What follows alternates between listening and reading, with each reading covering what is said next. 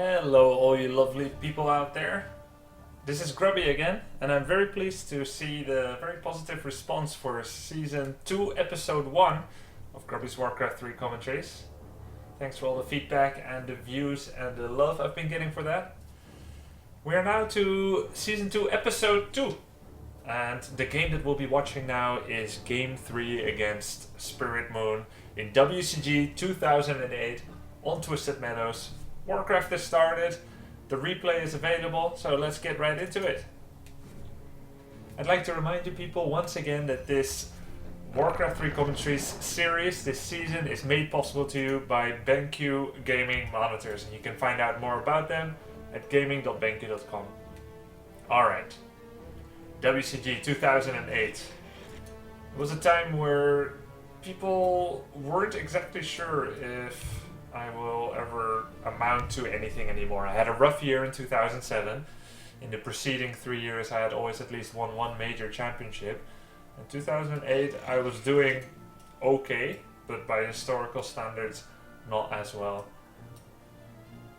It was a difficult tournament grid. I had gotten into a three-way tie in the first group stage with Sase and Jaws, a German player, Jaws, and Sase, the Swedish player, whom some of you might know from his StarCraft 2 tenure. And surprisingly, Infi, one of the favorites for the tournament, was in our group and lost to all three of us, so he was eliminated. He had a bit of a bad tournament there. The three-way tie was resolved and Jaws was eliminated, Sase and me advanced, and I faced Nikita, a Russian Night Elf, in the first round.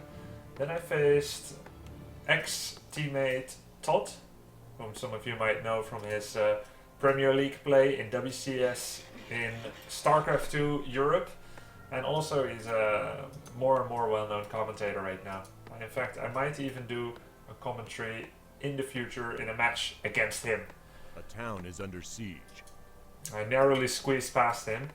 After that it was the Ukrainian Night Elf Hot, Mikhailo Novopashin. And in the end, in the finals against Moon. The score is 1-1 right now. This is Game 3, Twisted Meadows. Let's properly jump into it. Okay. I had a feedback from someone to switch slightly more to player vision. So we shall be doing that more this game. So less overall overview. We can see that Moon has started with a Hunter's Hall at the back, which he's trying to hide. And there's a Wisp going here to build an Ancient of War at the Goblin Shop. At the same time, the Wisp has scouted where I'm at. He's got two Wisps in inaccessible locations for melee units. And for me, on Twisted Meadows, what starts now is evasion creeping. It's where you try to not show the opponent where you are, because if he's there with his Demon Hunter, I can't really be creeping like that. So I tried to take something not very predictable. Not this orange camp, not this green camp, but right here. This is something that a lot of thought goes into at the start of games. Creep routes in WarCraft 3 are like build orders in StarCraft 2. You vary them up a lot, and you try to throw the opponent off. If you have a creep order advantage, a creep route advantage, that can help you, as I am now propelled into level 1.9. Let me just slightly reduce the sound. No, I can just do it in my headset. I think the sound is okay. I'm now level 1.9 already, 0 mana burns on me, so that is a very good start for me. I distributed the HP damage that I took on both of my units, so that one heal solve will completely heal both of them. But since he found me, I feel like I have to chase him a little bit away. And with the Circlet of Nobility and Gloves, it's cost efficient for me to fight against him. He would not be able to beat 2 grunts and a blade, even though I'm this low life, because I have one more wind wall, so I can choose how to hit him. We're under attack! This peon is just checking to see if he's making a Tree of Life. In the previous commentary, in episode 1 of Season 2, I mentioned that Spirit Moon oftentimes gets very special builds on Twisted Meadows, so I wasn't quite sure what to expect from him. And if we take a look at his main base, we don't know what's happening yet. So I was just trying to be very prudent to see if he's getting an expansion there. I sell my Town Portal to get some more early game advantage, be able to afford that heal solve and continue his grunt production. In the meantime, Moon has gone for a Huntress. The gig is up. I see it with my peon. Huntress is killing that peon. And I see he's making his third Moonwell. I know where the Ancient of War is. Or at least I should have a pretty good idea. So that means I want to, now that I'm level 1, I want to just get level 2, just kill one creep on the map. Which will give me more stats like intelligence, strength, agility and so forth. Which will mean that I have more wind walks, more damage, more HP and so on. But at the same time I want to make sure that he doesn't creep something big with Ancient of War. So we're both checking for each other. I'm wind walking and getting over to this goblin shop. And I realize he's not creeping it yet. So I'm going to try to take this creep, which can give experience tome. There's a chance of 1 in 5. That will be a pretty big advantage. He sees it, but with the hunters he can't do anything. It could get ensnared by these creeps. That could hurt him a lot. He gets a Tome of Intelligence. On this note, by the way, when you see that there's a Tome of Intelligence, pick it up first and then wind walk. Because intelligence raises your mana. And the current mana will increase with the same percentage that your max mana increases. So by picking up the Tome of Intelligence first and then doing a wind walk, it will actually be taking less mana of the complete amount because it costs 75. I try to always pick up circlets and Robe of Intelligence before using spells. Okay, taking a look here to see if he's hiring a neutral hero already. He's not yet. Under attack. Checking here for a Tree of Life. You see I'm being very careful about any secret expansions from Moon. I'm gonna run in here. Always wind walk before you get into the vicinity of creep camps which you think he might be present at. So if I think that he might be here, I'm gonna wind walk here. He probably has Ultra Vision researched. Let's see, does he? Yeah. He has Ultra Vision, so he has daylight vision, even though it's nighttime. So I need to wind walk before he could possibly see me. That will give me a better chance to steal creeps or maybe hurt his units. Right, there we go. At the same time I'm trying to do a surround, failed. And I wind walk before I come in here. I'm gonna come in, I see him, and I will be able to kill him before he gets home. One more hit and he would have been dead. And he TPs, and that's really good for me. By comparison, I sold my town portal, get 175 gold. He had to use it early on because he tanked too much with Demon Hunter. That's good for me. Now note that I bought a Staff of Teleportation. I do that because I want to be able to cancel Ancients of Wind.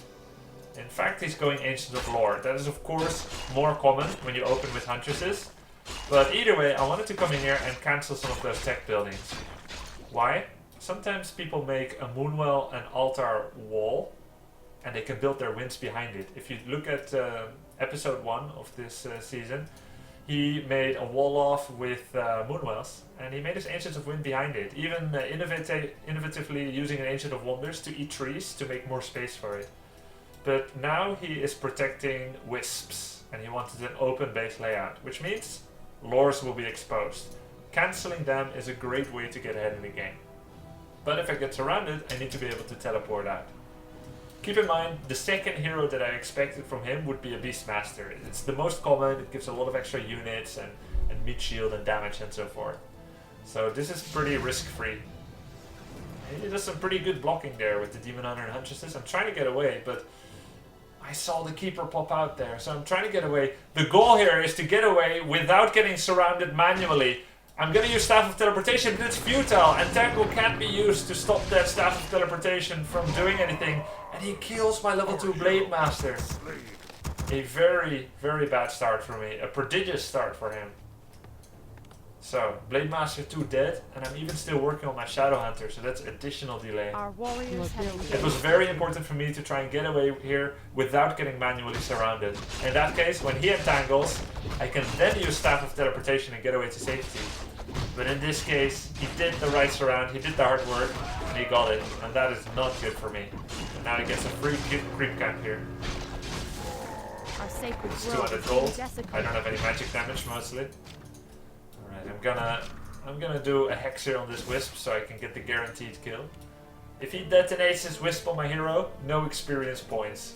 And that's 50 mana gone. Now I use 60 to get a guaranteed kill. Always worth it. Always worth it. Okay, there we go. Second Ancient of Lore is coming. He's working on bears. But because I cancelled that one lore, that's at least one knock-on effect of the way that I use my Blade Master. he doesn't have the upgrade for the bears yet. That's something.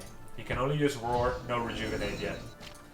Now I just hexed this Demon Hunter once to get away from him. Again, if he mana burns me, that's 50 mana plus 50 mana minus the spell damage reduction against heroes, so it's like 35 damage.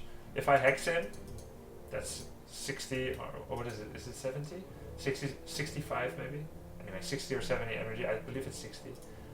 And I don't take any damage, so that's better. I even get a few hits on this demon with my grunts. So I'm just being very, very cautious here.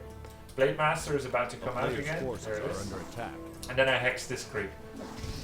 How to creep camps is very interesting in Warcraft 3 because there's always a greedy and a less greedy approach. The greedy one is to let your main hero get really low HP, as Moon was doing, and then to heal it up all at once. And the safe way is to distribute damage, but distributing damage makes it more difficult to heal them sometimes. The same thing here. If I use no mana, I can creep it and just heal up, and I'll have a lot of mana once I hit level 2. But if I use mana, I will take way less damage on my units, which makes me more safe and less prone to creep jacks.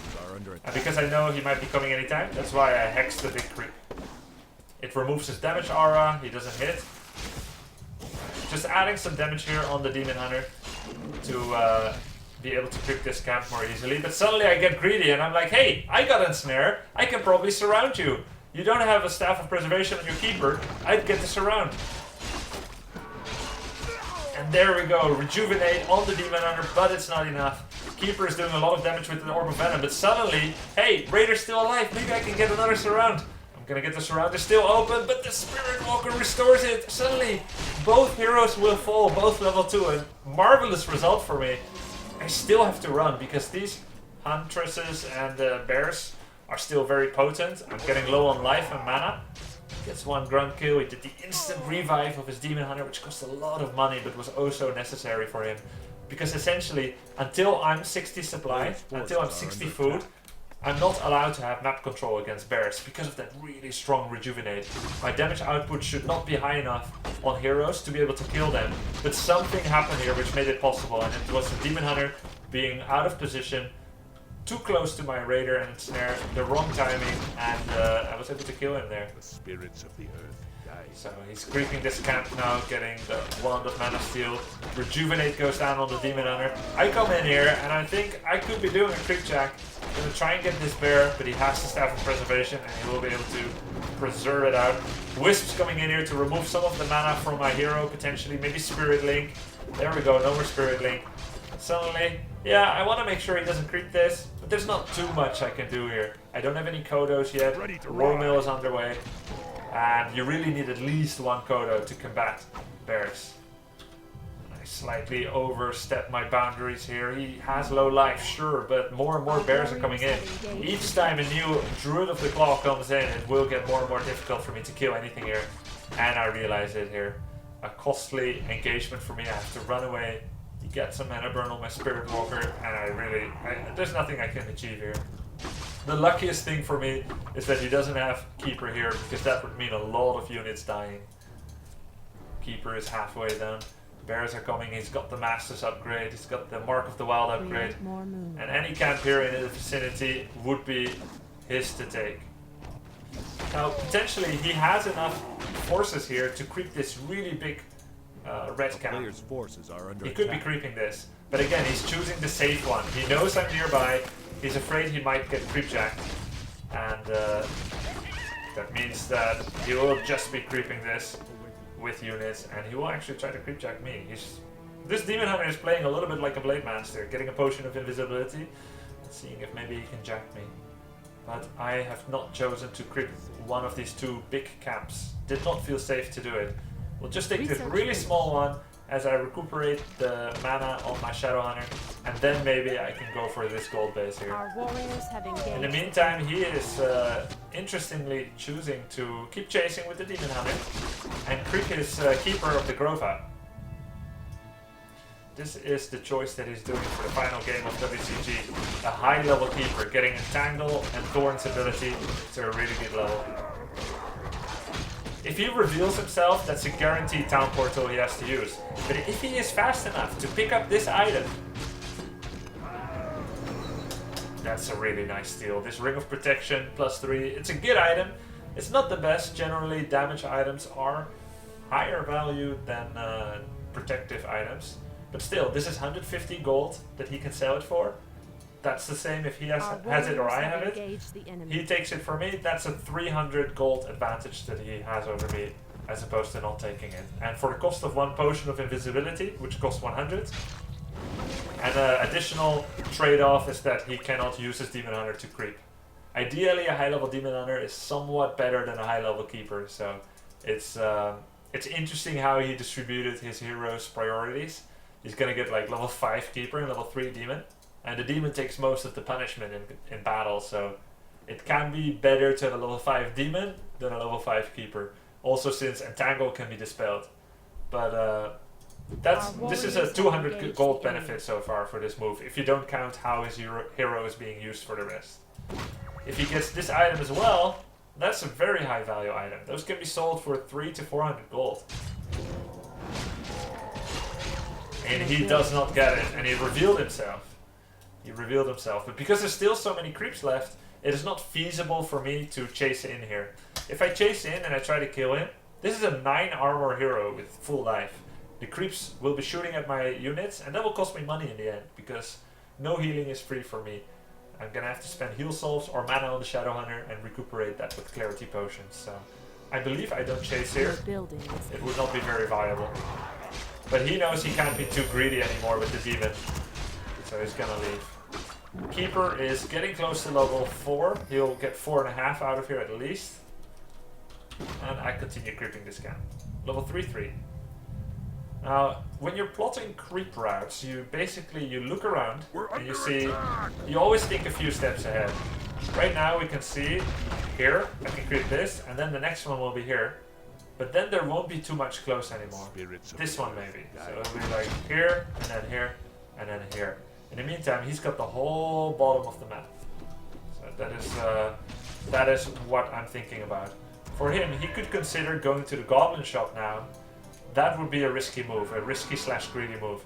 He would remove the logical 3rd creep spot that I'll be creeping in the future.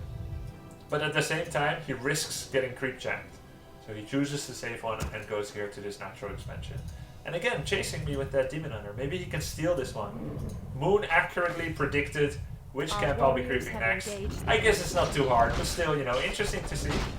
And now he'll try to steal this one.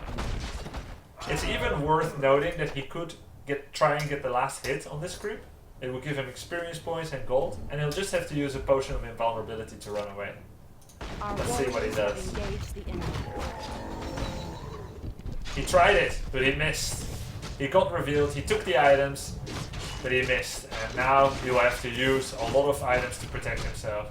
He's gonna choose to go with the Town Portal. Still, let's take a look at what this costs. Town Portal, 175.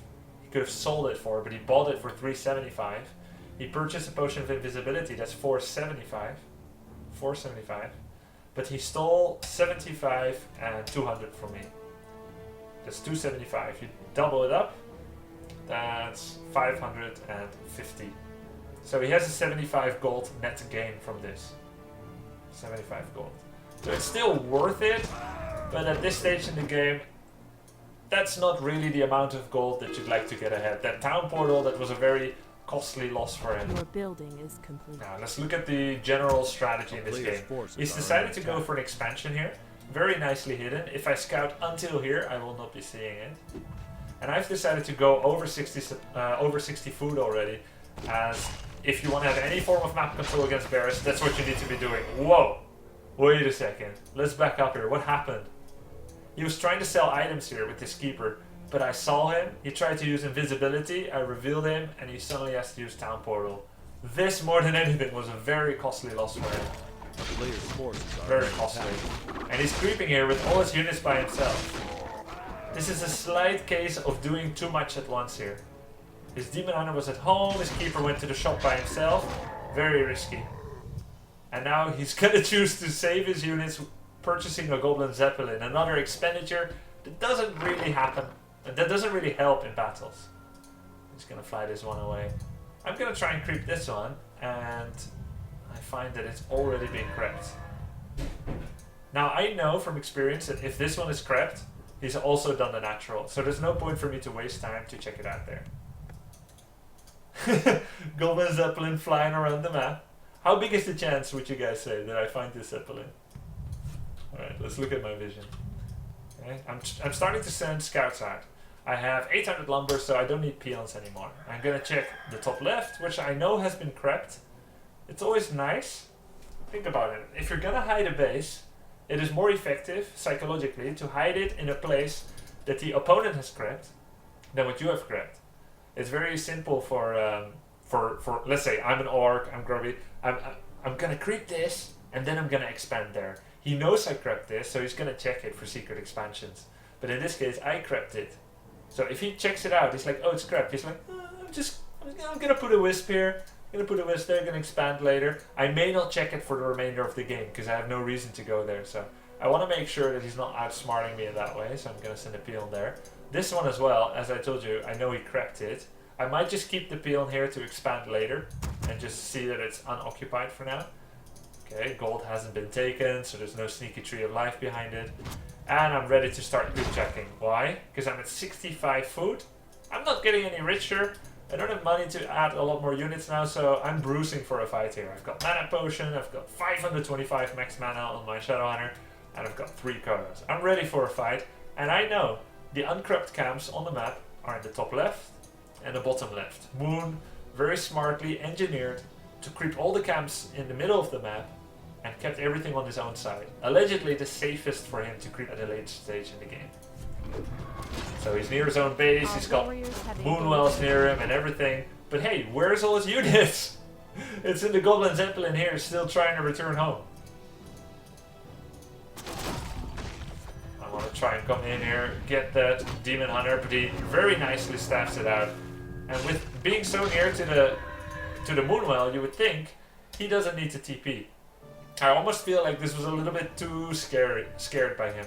I do have Hex, I have multiple ensnares, but there is a Moonwell right next to him, so he can heal even if he is a frog. So may not have needed to TP yet, but he just wanted to make sure he doesn't needlessly waste his Moonwell juice and TPs right away. He knows he's not at his strongest with the bears here. If we look at the general setup in the game, he's mining from 2 bases. He's got 61 food, a little low on lumber, quite low on lumber actually, and that's why he can't do full production right now. If anything, that is the biggest thing wrong with his production right now. He's got level 3 and 5, I have 4 and 4, roughly equal, slightly better for me. And he's got this coming on. This, if anything, is the worst. And I don't know if I could figure out what was happening with his units there. I don't know where his units are. So I'm a little confused, that's why I don't move in right now. Fighting in the Night Elf's base, when he's got everything at home, not a good decision. And I figure, hey, you just TP'd, most likely I can creep this camp now and get level 5 before the fight. He started to unload his bears here, and the Blade Master snapped one off. There was one low life one. Very lucky here. But anyway, this is good timing for me. The biggest critique here is that I don't know that he has an expansion. But either way, I'm gonna attack him in his base now, whether or not he has an expansion. That's the point where we're at. Close to level 5. Not quite yet, because the blade came here. Again, I can't be that greedy that I can go keep my blade away when he could be creep checking me. I need to have everything together. So he's remaking some wisps, trying to get that lumber production again. Lumber income, and he got a whole bunch of items with his Demon Hunter. Double heal scroll, he's got invulnerability potion, double staff of preservation, and he even has a Zeppelin to help out. But should he be moving out now? He's still getting more units, he's not at 80 food yet, and he's got double mining. He's moving out. He doesn't want to let me creep to my heart's content. And he figures this camp hasn't been crept, that's probably where Grubby is. And he was right, but I'm already done, and I'm level 5 now. So not a good place for him to engage. And he smartly moves back. Dryads are fast, so he wasn't fully committed. And he's gonna try and buy one more thing here with the Demon Hunter. He's been playing Blade Master all game long, so why not again? Because one of the main micro goals for Orc against Night Elf in battle is to make sure the Demon Hunter stays away from the secondary hero. You don't want your Shadowhunter or your Tauren Chieftain to get mana burn. And this is a great way for Moon to get near to my Shadowhunter without me being able to do anything about it. Moon skilled Thorns Aura level 3. Because Entangle is disenchantable, he has decided to go for the passive Aura. And that means a lot of damage returned from melee units. So every time I hit any unit with this blue thing around it, this aura, I will take counter damage. And that will just generally help him to bring more malady upon my units, my grunts, my raiders, and particularly my Blade Master. But unfortunately for him, Blade Master is pretty beefy. I've got these items: 300 extra HP, 150 extra HP, for a grand total of 1.2k. And he gets right close to my Shadowhunter and mana burns him. I'm at 70 food, but I'm still waiting for one raider. And I'm starting to expand, but remember, he's still mining, so this battle needs to go dramatically well for me to have a good chance in this game. Shadowhunter too close to the demon. I want to run away and not let him burn again, but he invulnerability is very nice for him. Another mana burn, but I do have a lot of mana. I've got a mana potion, I've got Rope of the Magi +6. I'm starting to ensnare his bears, but I'm not close enough to the bears to eat them with the Kodo Beast. Normally, bears are the primary target to eat with Kodo Beast, but the Dryads were closer, and that is okay as well. They digest faster, which leaves them ready for another Eteri very soon afterwards, and that means less dispels for him too with those Dryads, so Spirit Link is more effective. He's trying to focus on the Blade Master here, but it's not going to work. I have Heal Scroll, I have Mana Potion, I can Heal Wave. Blade Master has too much life. I'm starting to take down a lot of his units. He's trying to run away here, use those Moonwells, but he can't do enough Staffs of Preservation. There's too many units here. I've got 1-2 upgrades on my grunts, and he's got 2-1. But his Demon Hunter goes down. There's just too much damage here from this Blade Master. It was unkillable for him. Too much went wrong here. Units that were lost during the game, and I'm starting to move in here. It's still a delicate affair to assault into the Night Elf base here, as all these buildings can do some attacks as well. I want to make sure this doesn't go bad for me, so I'm very cautiously removing the buildings at the front so I don't move too far into his base as I'm trying to take him down. But surely I know things are going well here. I've got... am I starting to work on the pillage upgrade? I'm not sure if I have it yet. Need to look here. Let's see. I do not have pillage upgrade yet, so no bonus money here as I'm taking down his buildings. But this is helping a lot. The Dryads were digested. I'm starting to get ready for the second course here. Bears are very tasty after whetting the appetite on Dryads, and I take 2 bears down. This Kodo is still hungry, looking for a bite here. I'm starting to move in here. I'm starting to take down some Wisps. That's pretty random there. I'm trying to take down this Dryad. I don't have any more heal waves, and the Blade Master is all out of invulnerability potions. He's starting to focus my Blade Master and Tangle and getting hit here with the bear. Should I TP out? But I don't want to give him any more time. I'm making a split decision here to let my Blade Master stay in his base just so I can keep applying pressure and kill the Stream Eternity. Blade Master dies there. Keeper of the Grove takes him down, but Shadowhunter, level 6. Level 6 Shadowhunter on the SH. And I'm taking down his final units. His expansion is desperately trying to give the gold. I'm doing what I can, the expansion says, but it's not enough. The standing army here, 68 food against just 35 from him. The Demon Hunter comes back in here, but he gets surrounded. And the hopes for Moon to win the WCG are evaporating like snow before the sun. I am very happy with how this is going. It's now on the Keeper of the Grove. And GG! A long-awaited victory for me. Very emotional after this. And what a great game for me to end this tournament. 2-1 against Moon, WCG 2008 victory.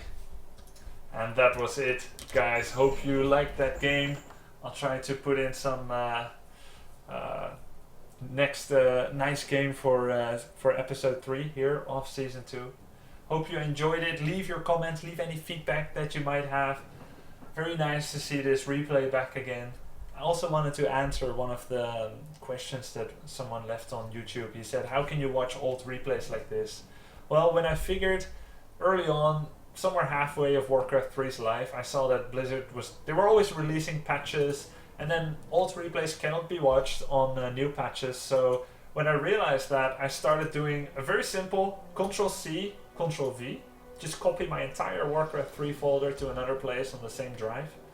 and then only patch one of them, so that I would always have an old version of Warcraft 3.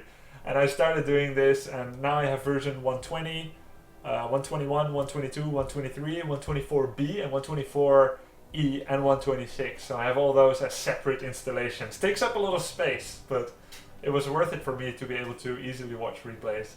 And now I understand there's also some programs to very easily go back to it. But that was the way that I did it. So hope you enjoyed this, guys. It was brought to you by BenQ Gaming. Please follow them on Twitter at BenQ Gaming and on Facebook.com/BenQ Gaming. Let them know also what you thought about this. If you liked it, give them some love. Appreciate it a lot. Alright, guys. See you for Season 3 of Grubby's Warcraft 3 Commentaries. This was it for now. Thanks for watching. Have a great day. Grubby out.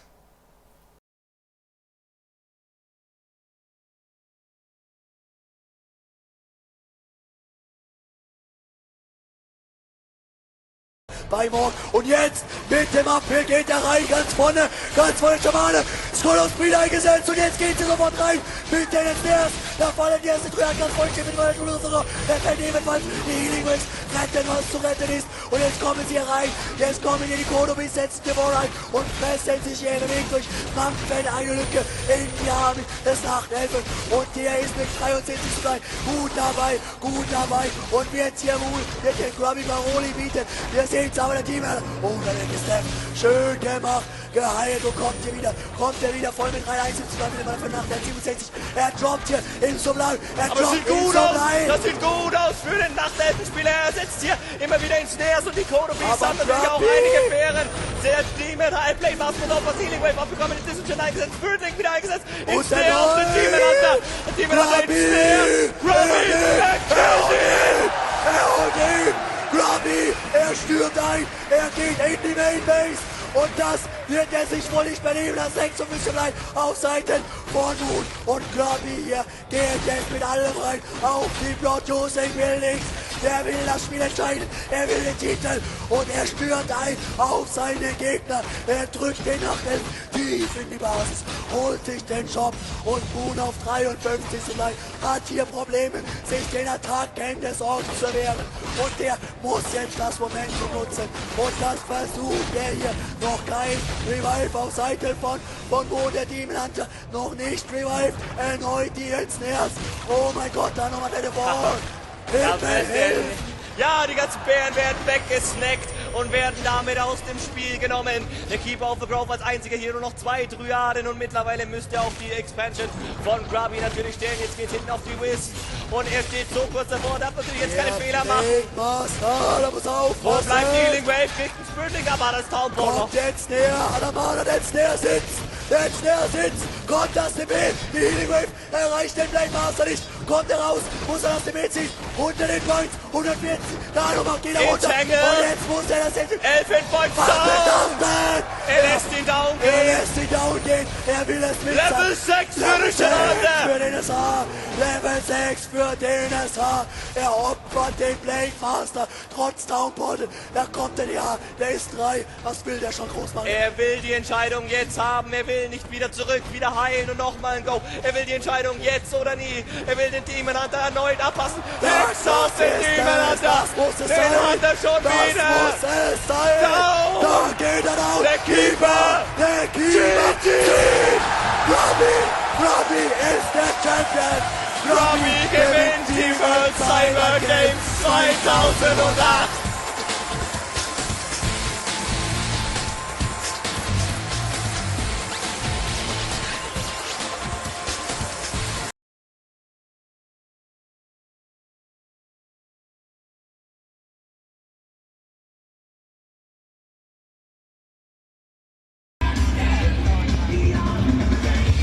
Nice, man.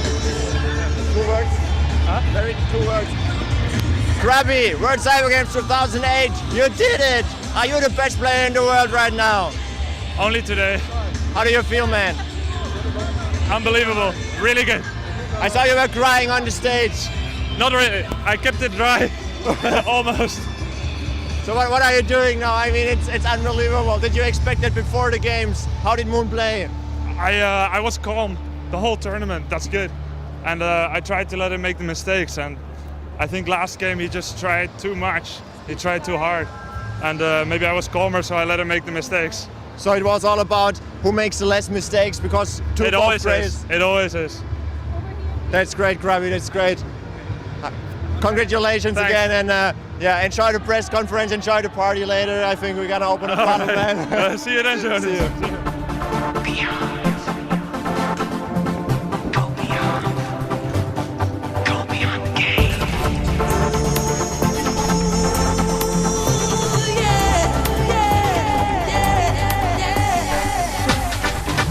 You and I, we have met before through the magic of a moment in cyberspace.